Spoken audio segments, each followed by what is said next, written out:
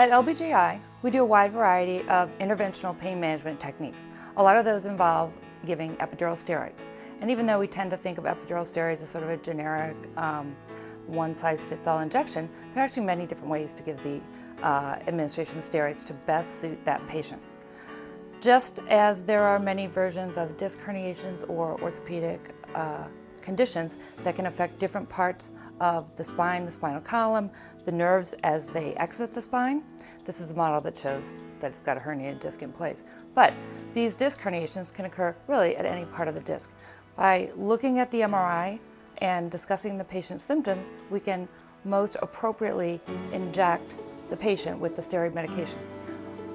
One of the things that I like to do that hasn't been, perhaps it's been common for me for many, many years, but is that sometimes the disc herniation or the opening size where the nerve comes out, whether that's due to chronic arthritic conditions, etc., might be quite small.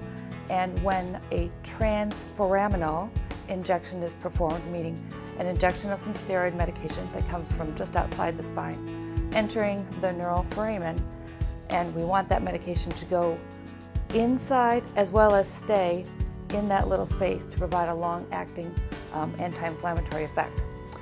For some people, due to the disc herniation or generalized arthritic narrowing, this space is just too small to get an adequate amount of medication. So, taking an alternate approach, we do what's called a caudal epidural steroid injection.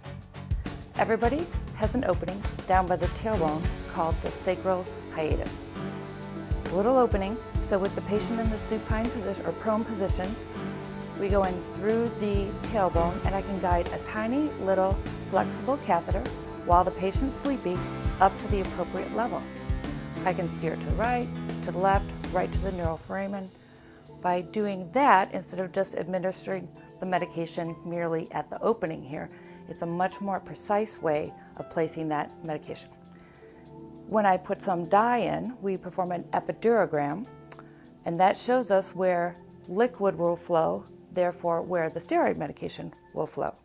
If I see a place where that dye, liquid, is not flowing out along the nerve roots and out through the neural foramen, I can then, while the patient's still sleepy, come from the outside and add some medication from the outside, thereby putting the anti-inflammatory medication on both sides of the obstruction. My nurse and I have commonly called this the sandwich because we put medications on both sides of where the problem is. And that seems to provide, even in those patients that have been resistant to improvement with regular steroid injections, that seems to provide a much better amount of relief. We are a progressive pain center that treats a wide variety of conditions. If you'd like to make an appointment with us, please call the number at the bottom of your screen. We're looking forward to taking care of you.